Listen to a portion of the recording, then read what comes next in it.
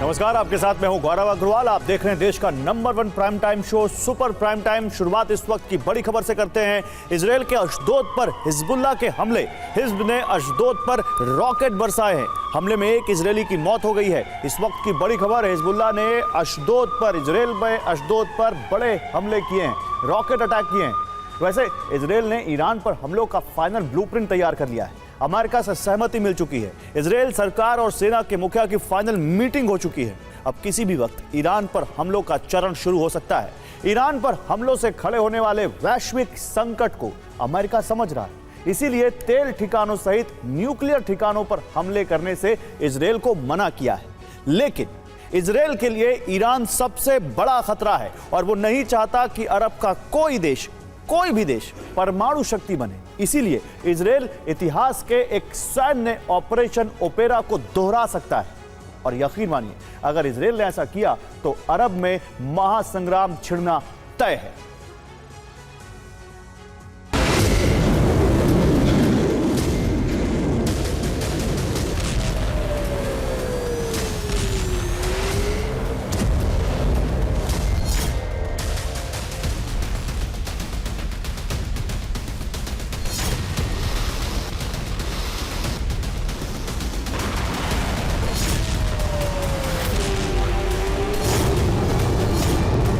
1 अक्टूबर को ईरान के 200 मिसाइल हमलों के बाद इजरायल ने सार्वजनिक तौर पर कहा था कि ईरान पर हमले तय हैं।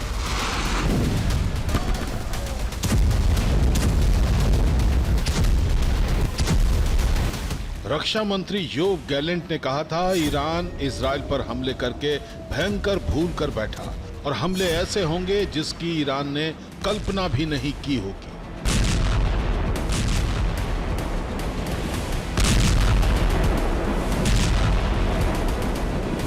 इजरायल 1 अक्टूबर के बाद से ही ऑपरेशन की तैयारी कर रहा है, लेकिन अमेरिका की रेड लाइन के चलते ऑपरेशन चल रहा था। लेकिन रिपोर्ट यह भी है कि बाइडेन प्रशासन ने इजरायल को ईरान पर हमलों की मंजूरी दे दी है और इसके संकेत भी मिल चुके हैं कि हमले कभी भी शुरू हो सकते हैं।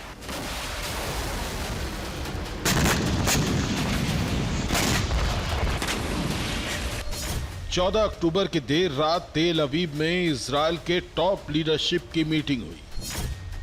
मीटिंग में पीएम बेंजामिन नेतन्याहू, रक्षा मंत्री योव गैलेंट और सेना प्रमुख हारजी हालेवी शामिल हुए। इन तीनों की मीटिंग नसरल्ला पर हुए हमले से एक रात पहले भी हुई थी। संकेत साफ है कि ईरान पर इजरायल के हमले कभी भी शुरू हो सकते हैं।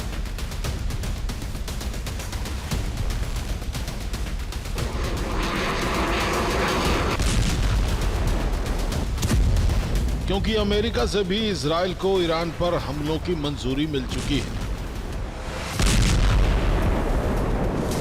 अमेरिकन मीडिया ने व्हाइट हाउस सूत्रों के हवाले से खबर जारी की है कि बाइडेन प्रशासन बेंजामिन नेतन्याहू के अटैक प्लान से सहमत है और हमलों की इजाजत दे दी गई है।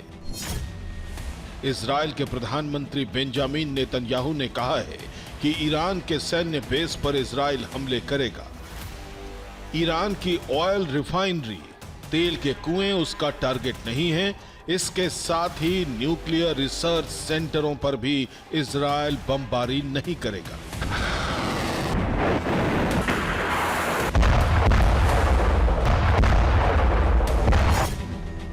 अमेरिका बेंजामिन के इस प्लान से सहमत है, लेकिन इस प्लान के साथ ही सलाह भी दी गई है। अमेरिका ने कहा है कि ईरान के परमाणु ठिकानों और रिफाइनरियों पर हमले का मतलब सभी सीमाओं को तोड़ना होगा। अगर इजरायल ने ऐसा किया तो युद्ध भड़क जाएगा और अमेरिका के सामने युद्ध में उतरने का संकट खड़ा हो सकता है।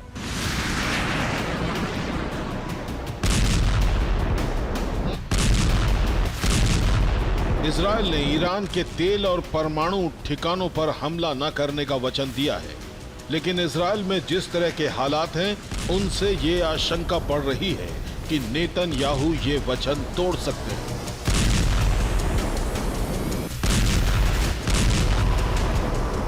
क्योंकि हसन नसरल्ला पर भी हमले के लिए अमेरिका तैयार नहीं था और इस हमले के बाद बाइडेन ने बेंजामिन को लायर यानी झूठा कहा।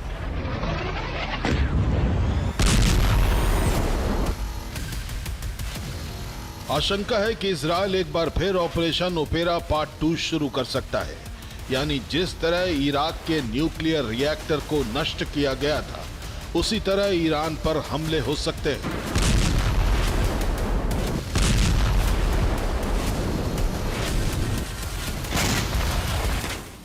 और इजरायल ने 7 जून 1981 को ऑपरेशन ओपेरा चलाया और इसके तहत इराक पर हमले किए। इजरायली वायुसेना ने इराक के ओसीराक न्यूक्लियर रिएक्टर पर बमबारी की। इराक का यह न्यूक्लियर रिएक्टर बगदाद के करीब बन रहा था।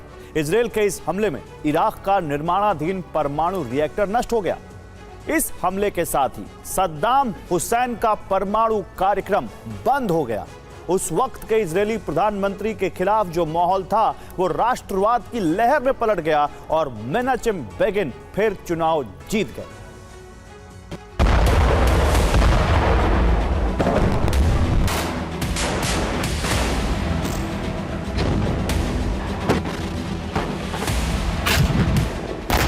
गाजा की जंग और बंधकों की वापसी न होने के चलते बेंजामिन के खिलाफ माहौल बना हुआ है और इस माहौल को बदलने के लिए ईरानी परमाणु केंद्रों पर हमले किए जा सकते हैं।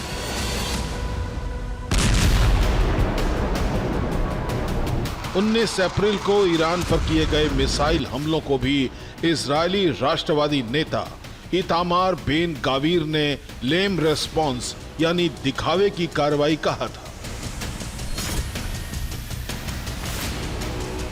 नेतन्याहू पर ऑपरेशन ओपेरा पार्ट 2 का दबाव है और ईरान भी जानता है कि इजरायल बड़े हमले के लिए सही वक्त और सही मौके का इंतजार कर रहा है। ईरान ने भी सेल्फ डिफेंस की तैयारी करीब करीब पूरी कर ली है। ईरान को रूस से डिफेंस सिस्टम भेजे गए हैं। ईरान में S-300 डिफेंस सिस्टम तैनात हो चुके हैं।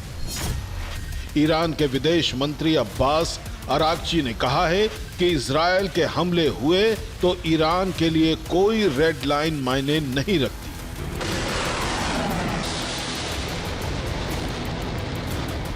ईरानी फोर्सेस ने तेहरान से लेकर इस्फहान तक के अहम सैन्य ठिकानों पर डिफेंस सिस्टम की लेयर तैनाती कर दी है।